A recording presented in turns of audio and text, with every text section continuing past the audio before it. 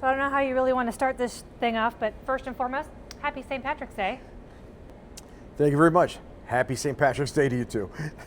Awesome. Well, thank you for inviting me here to be your first inaugural ever podcast host, I guess, because I like that. Yes, that would explain it really well. yeah, I was like, not really sure what this is because you're the host, but I'm interviewing the host. So people need to know about you Yes, they do. and why this podcast matters and what's going on with Silent Valor. Exactly. Okay, well, let's teach the people more about Steve Soroy and what we're doing here at CallSign. Sound Okay, good? that sounds great. All right, so I had the honor of meeting you a couple years ago now through a networking event here, and I learned about CallSign Brewing, and I heard your story, and yes, you did stand on the bar to tell it. But that was when I learned a little bit more about you and how CallSign got here, and so I want to take us back a little bit, and probably back further than you think. When you were young, Steve, what was it that something that young Steve thought they'd be doing in the future? What did you see yourself doing as a young Steve? You know, the young Steve always knew that I was going to be in the Air Force. Okay. And we're talking, a couple hundred years ago. And, since I was a kid, I always wanted to be in the Air Force. And so I joined back in 1990. Okay. I was 17 years old. I turned 18 in basic training. But I'm right where I wanted to be. And I started flying as an enlisted aircrew member in 93 as a gunner on the AC-130 gunship, Hurlburt Field, Florida. And my flying career started then. And since then, I've gone to flying with the Air National Guard with rescue helicopters, the HH-60 Pavehawk. I was a boom operator on the KC-135 out of McConnell Air Force Base with the reserves. And then I finished my career on the C-130 up in St. Joe, Missouri Air National Guard, as a C-130 flight engineer. So lots and lots of experience. Yes. So it's kind of unusual when a young person says, this is what I want to do, and then they go do it. Sometimes life really gets in the way and throws you some curveballs and either prevents you from getting where you thought you were going to go, but you knew, you did it, and I think that is just kind of a testament to the type of person that you are to start with.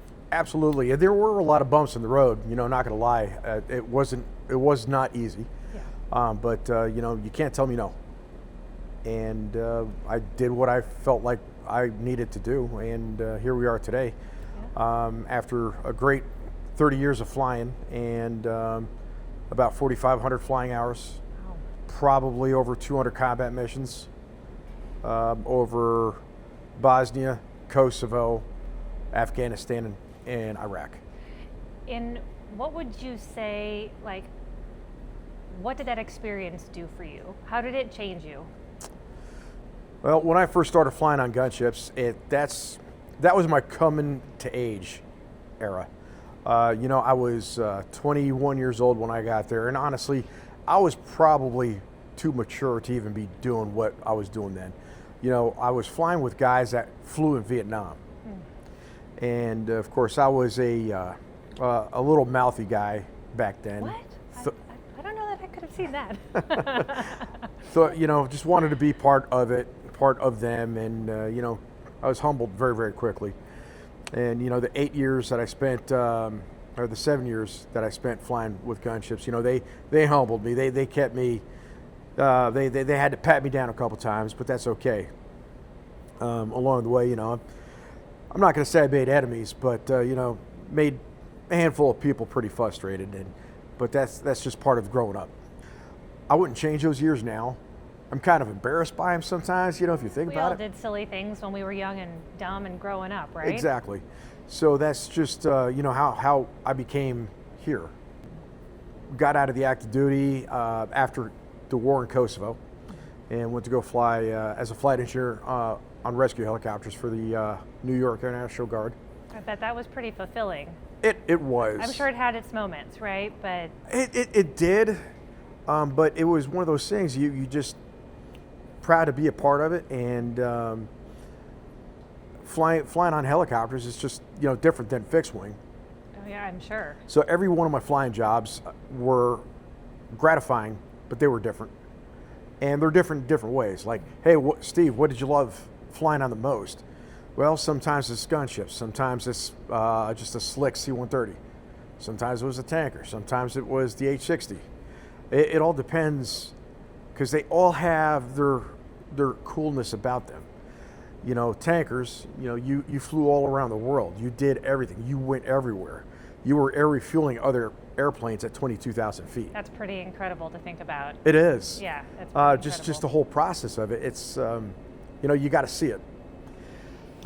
Then, you know, you're thinking about what's the sportiest flying you've ever done. Well, on H-60s, you're sitting there flying at 100 feet, 150 miles an hour, you know, going to do a rescue. Yeah, it's incredible, the stories that come with all of these experiences. And like you said, it really gets you to where you are today, right? Yes. All those things have brought you to a point where we're sitting here amongst all this really great beer. All right, so let me that's a good segue into Steve's life today. Can you go back for just a moment and give us the brief story of how you decided to come up with call sign in the first place? Because there's a pretty magical story that took place. Yes, yes, there is. Do we have time for it? Absolutely. Okay. So the call sign story, I firmly believe that everything happens for a reason. And my family at the time, for Father's Day, got me a 1-gallon beer brewing kit for Father's Day. All right, cool. I like craft beer, and here we go. You know, making this beer on a stovetop. It only made 4 bottles of beer. It was a very, very small kit. It was from a big box store, so only God knows how old that grain was. Probably stale as heck, but you know, it didn't matter, right? It didn't matter. I still did it, and the beer came out like crap. Not gonna lie, but I was intrigued. And with that being said, I picked up some books. I learned how to brew beer with some friends. Got some friends with some experience at the time, and they showed me some of the ropes. Then from there, I got a very, very basic 5-gallon beer brewing kit. Made better beer. Read more, learned more, made better beer. So it was you know, it progressed as time went on. Mm-hmm. And then the equipment got bigger. So why make a 5-gallon batch when you can make a 10-gallon batch in the same amount of time? So the equipment went from 5-gallon, which is your typical homebrew size, okay, to a 10-gallon. And then I bought pots to make a 15-gallon, then a 25-gallon. And then a 45-gallon, which happens to be our test brew batch system over here to my left. Mm-hmm. And then when we went legitimate, you know, we got the 310-gallon kit. And right behind me on this side, we've got the 620-gallon system. It's a big one. So this one is a 10-barrel system, and the other one is a 20-barrel. And the hopes is eventually we're going to get big enough in distribution to light up that 20-barrel system. As home brewers, me and my buddy Morris, we were making beers for the Zona Rosa Beer Fest in 2015. We wanted to separate ourselves from the other home brewers, and we were brewing 2 of the 4 beers for the event. We were trying to come up with a niche garage brewery name, and nothing just came to mind. Nothing worked, and I started talking to Morris about, you know, my military career and those that I knew that never came home. So either shoot downs or crashes or whatnot, where, you know, an aircraft went down and those folks never came home. Yep. Right after we got done with the first batch, Morris brings up, why don't we do something for that tanker crew we lost in Kyrgyzstan 2 years prior? Matter of fact, let's name this beer after the call sign of that tanker that crashed and honor the crew. And Shell 77 Imperial IPA was born that day. And for those that don't know what a call sign is, it's like, for example, United Airline 225 from Kansas City to LA. Right? It identifies that crew with that aircraft with that mission. That's all it is. So Morris, that's a great idea. Okay, cool. We started brewing the second batch of beer, and I got to hear Morris's stories about his military career. And you know, he's lost several people during his tenure with the Air Force. And he suggests that, you know, why don't we just name all of our beer after call signs and call it Call Sign Brewing? And as brewers, let's kind of take it a step further. If somebody needs help, because beer's a great segue to conversation, if somebody's crying out for help, let's point them in the right direction. Let's get cards made with some numbers on it. Let's focus in on PTSD and suicide prevention. That's a great idea. So we came up with some labels, and we came up with our logo and our mission statement. Mission statement being, you know, we're going to help support those with PTSD. And here we are at Zona Rosa 2015, 2 months later. And this is how it went down. 3 things happened that day that made us decide to do this. First, 6 Army guys show up and they get to the front of the tent, and we're serving our beers. They're reading our mission statement. They like the fact that they're looking at these labels, and the labels had stencils of aircraft that were fallen, the name of that aircraft that we were representing, and you know, the tail number and everybody that was killed in that crash or that shoot down. So they get their 4-ounce sample. They go back to the back of the line, work their way to the front, get the sample, back of the line, front back. They do this for about a half hour. So the older gentleman came around the table where I was pouring the beers at, and he's looking at me right in the eye, and he says, you know, I appreciate what you're doing. You know, thank you very much. This means a lot to me. You remember their names. You know, you're keeping them alive. Thank you. He reaches in for a hug, and then he backs off, and he renders this slow salute, like if you're at a military funeral. Right. And then he actually sheds a tear, and it's like, wow, man. Okay, this affected him. Yeah. He turns around, walks away, and Morris like, that got him. That we did something.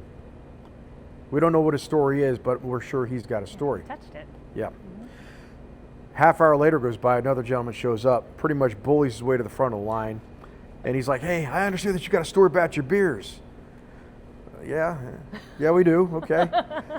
All right, so tell me the story. So I started reading about one label, and then he said, no, tell me about this one, and he gives me the label for my Komodo 11 Brown Ale.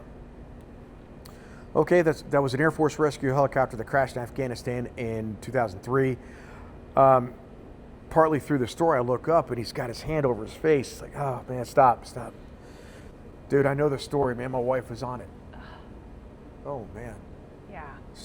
Tamala Archuleta, your widow? It's like, yeah. And then we got to talking about the whole knock on the door and what they experienced and what they did, and you know how all that went down. And his son, their son, which was 15 at the time, you know, he's like, thanks. You know, nobody's done anything for my mom since she died. Thank you. This means a lot. Yeah. Hey, kid, yeah, you're welcome. Yeah. Didn't even know you did it. Yeah. Exactly.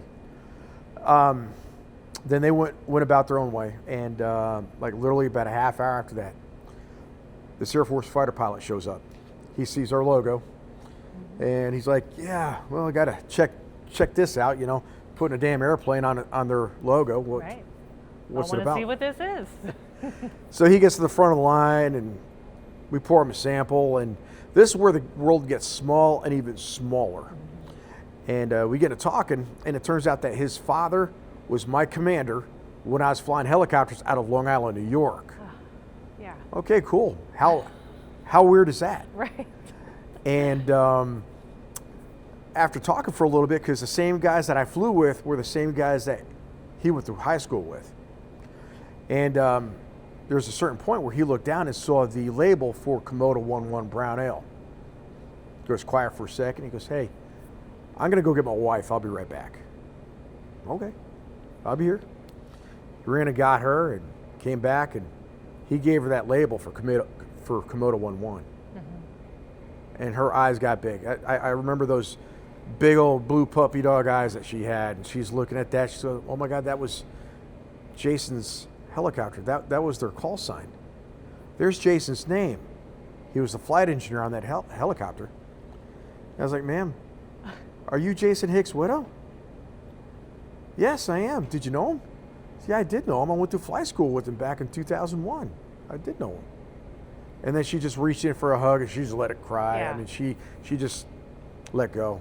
Yeah. And then once again, we heard the whole knock on the door story and, you know, what they went through. And it was surreal Yeah, I bet. to have two people from the same crash in Kansas City at the same time. Yeah, I mean, the one thing about Kansas City is that it's got big town amenities, but still a small town feel, and a lot of people know everybody. Yes. And so, but I can't imagine what it must have felt like in that moment to have three separate people come up and witness what you're doing and be affected by it.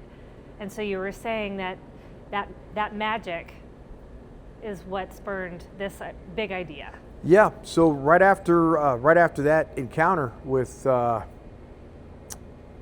family member, you know, once again we got to hear the story about the knock on the door with them, and then they went about their own business. And I still communicate with these folks today. Morris comes up, he's like, "Holy crap! I can't believe it. Two people from the same crash at the same time here in Kansas City. So what do we do? Yeah. Hell or high water, man. Let's make this a business. Let's open up the doors and let's make beer and let's open up Call Sign Brewing." Yeah. That was our Komodo 1-1 brown ale, which, by the way, is the same exact recipe as our Bomber brown ale that we have today in the brewery. It just happens to be too many call signs and not enough beer styles. But we changed things up so we can dedicate more call signs. Mm-hmm. And that kind of evolved to something a whole lot bigger because we, it's not just air crew and it's not just Air Force, but it's all branches of service and first responders. Mm-hmm. Through this evolution of opening the brewery, we had our first annual service dog fundraiser. Yes. And this is where I love talking about this one because of the impact that we have on somebody's life. And talking to the gentleman that we were sponsoring and his dog, I wasn't talking to his dog, I was talking to him.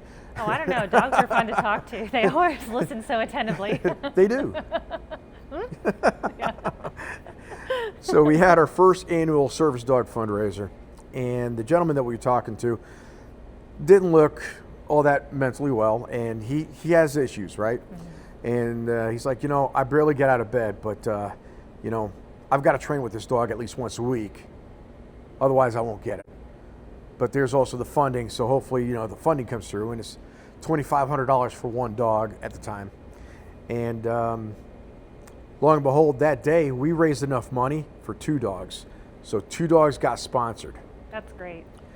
And that gentleman was able to receive that dog, finish his training, and start to get better. This was a PTSD or an emotional support dog. Mm-hmm.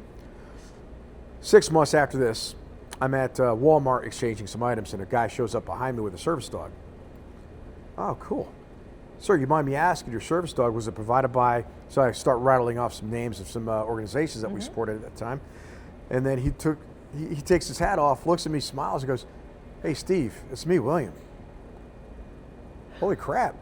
Atticus? Yeah. Wow. And he started talking to me about what the dog did for him. And, he stated that the dog wasn't going to fix him, but it was going to get him on the road to recovery. Right. And he said, specifically, before I got the dog, I almost did something bad to himself. Yeah. And I decided to wait. I was going to wait to see what the dog did for me. And now that I got the dog, I'm okay now. That dog helped me heal. I know it wasn't going to fix me, but it helped me heal. And thank you for saving my life, Steve, because that's exactly what the dog did. It's just an incredible story and the impact that you can make. I come from a military family as well. We were fortunate enough that everybody came out basically unscathed, but not a lot of people do.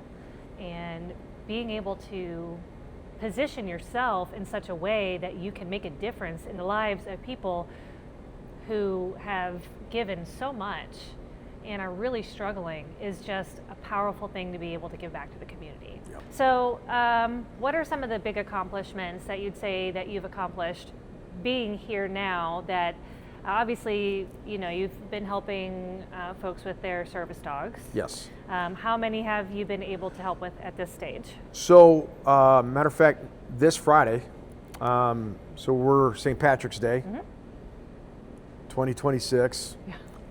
Got to throw the year in there. Yeah. Because you never Gotta know. start somewhere. So this Friday, we're actually having another dog graduation. The Battle Within, they've got a branch called Dogs for Valor. And that's, they're doing all the service dog training and doing the same things that we've been supporting in the past. They're just called something different now. And it's staying here in the local area too. Which is great. So it's not like, we're going to raise some money and then, that money's getting sent off to Chicago or something. Right, It's local. It's staying local, and that's what we want. So Friday, our 30th sponsored dog is graduating from their school with their handler. That's great. I mean, that's 30 lives. That's totally 30 lives. Transformed. And I've already heard from 3 people, thanks for saving my life. Yeah. There's a lot of blood, sweat, and tears that goes into this brewery, keeping it open, making new stuff, just the maintenance alone here. And then some days there's no wind left in your sails. And then you hear somebody thanking you for what you did, and that just makes it all better. Yeah. Well, I mean, nothing that was amazing was ever done easily, right? No. Nothing that makes change is never just a snap of fingers. No, change is a long process. Hard work. Yeah, It's hard progress. work. But I think what you're doing here really says, again, a lot about who you are and who you're trying to support in this local community and eventually abroad.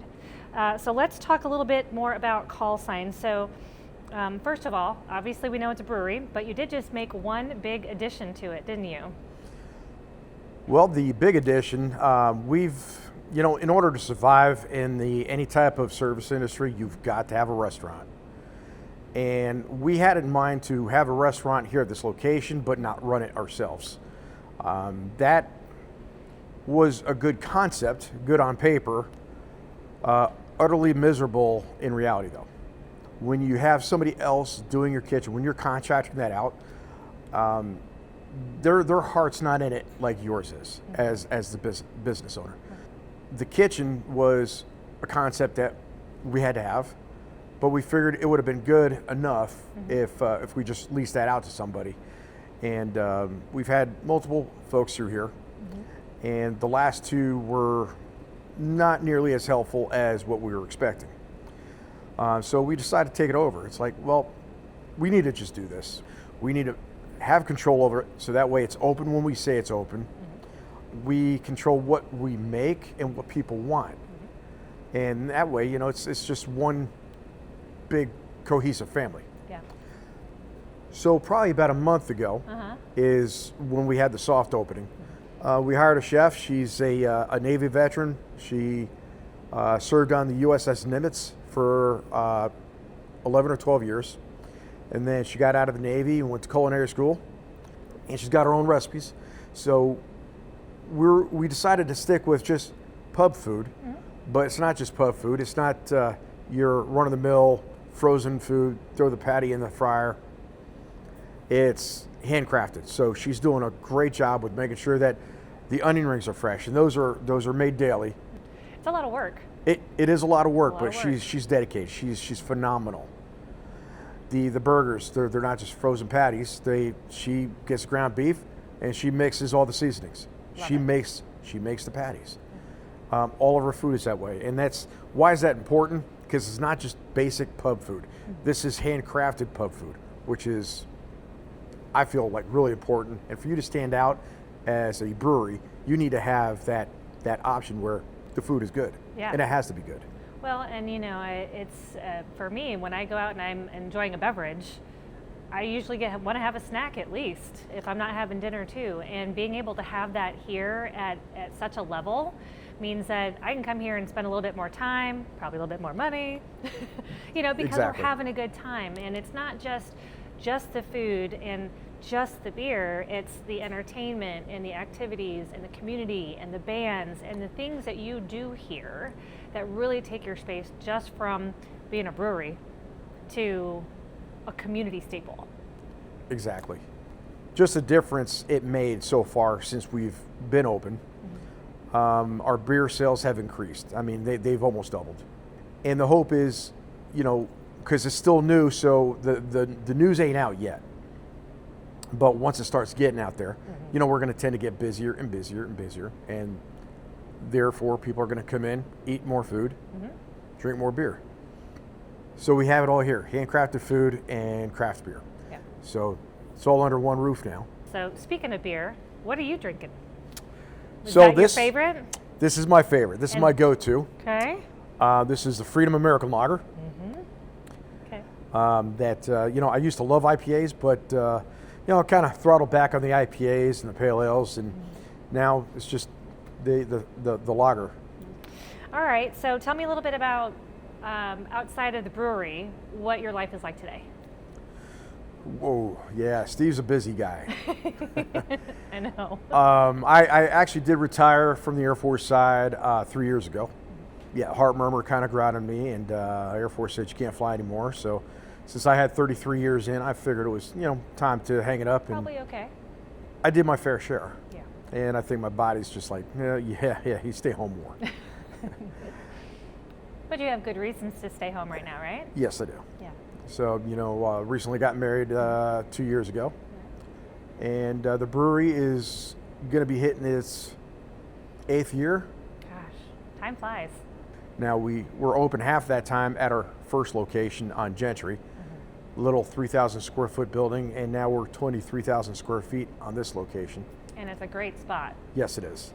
The other location, maybe 100 cars a week pass by it. Yeah. Now we got 25,000 cars a day that pass by this location. Well, North Kansas City's been a good home for you. It has been, and it's growing. It's getting bigger. Yep.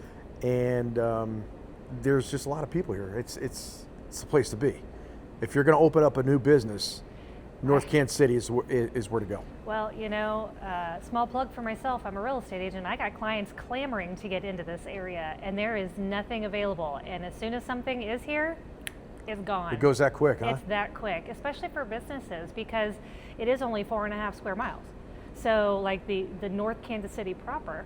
So when you've got somebody looking to bring a business into North Kansas City because they know how great it is here, you got to move fast, and you're probably going to pay primo dollars. But it's well worth it because you have great frontage, you have a great neighborhood, everybody here is so supportive.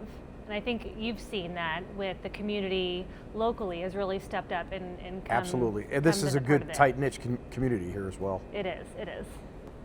So that leads me to Silent Valor. Here we are. Silent Valor. Here we are. So what is it? What is your mission with it? Tell us more. So I've always wanted to do a podcast, and I've got a podcast room set up, and I've ran a lot of content, but I never released anything. It just, something didn't feel right. Maybe it didn't look right, but we put a lot of effort, put a lot of money into it, and kind of put that on the shelf a little bit anyways, because I had other things going on. My mom passed away back a year ago. We were trying to get the kitchen up and going. So for me, it really wasn't time yet. And I just had that feeling it wasn't time. And now that, the dust has settled quite a bit, and I've got this equipment, I've got this concept, my biggest thing is helping people. And it's like, we've got to finally do this. And ironically enough, we just got a new marketing guy. And about a month ago, he's like, so tell me about this podcast thing. So, we talked about it for a little bit. And he's like, okay, so where is it? Where are you at with it? Well, nothing's been launched, nothing's been released. Well, why not? Okay, because I didn't think it was ready. And okay, don't be scared. Put it out there. What is the whole idea and the premise behind this? Well, it's about hero stories and PTSD survival. So you kind of mix those in together with some good feel-good stories, as well as PTSD survival stories where if somebody could tell their story and somebody else could relate to it and finally understand that they're not by themselves, they're not alone, and finally get the help. If I could save one more person's life through this, then I did my job. Kudos to you for, maybe young Steve didn't know that you'd be doing a podcast helping, those who might harm themselves, those with PTSD. But here you are. You knew you wanted to go into the Air Force, and look where it brought you. Yeah. I mean, you never know where life is going to take you, but kudos to you for, seeing the signs when they appeared and taking the steps necessary, even if it wasn't super fast. Here we are now. Well, everything takes time. Yes, for sure. I mean, just the whole brewery process since day one. I mean, that took a year to build the first location. Right.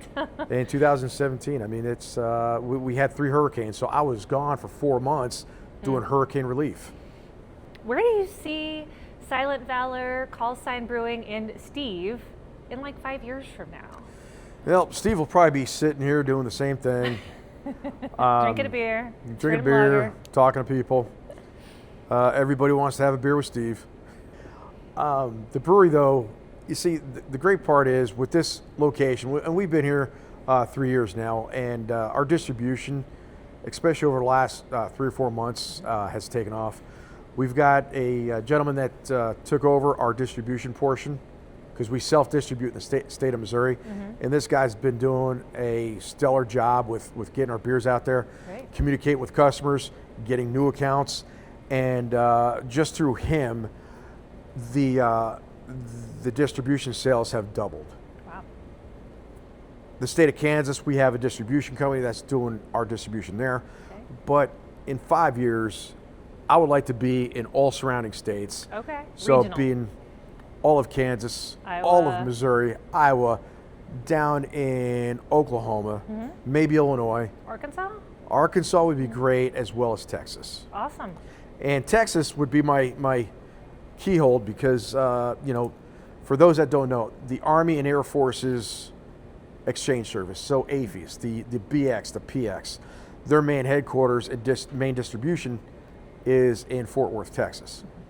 And it would be great to be able to have our beers be going Right down there. to Fort Worth Yeah.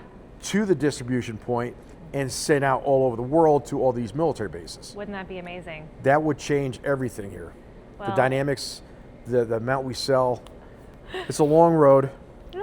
but we will eventually get there, but we're talking 5 years. Yeah. And I'm hoping that actually is achieved within the next 2. Oh, there we go. 2 years. I'm going to jot that down so I can send things your way as I hear about them. Where I hope to see this in 5 years, I'm hoping in 1 year I have at least, 5,000 followers. Okay, I'm going to write that down Yeah. too because, I got to spread the word. Maybe 20,000 year 2. And then year 3, maybe we could be national. Well, is there anything else you'd like to share with our viewers? No, I appreciate you coming down and doing this interview. This means a lot. Cheers, shall we? Cheers. Cheers, call sign? Thank you very much. No problem.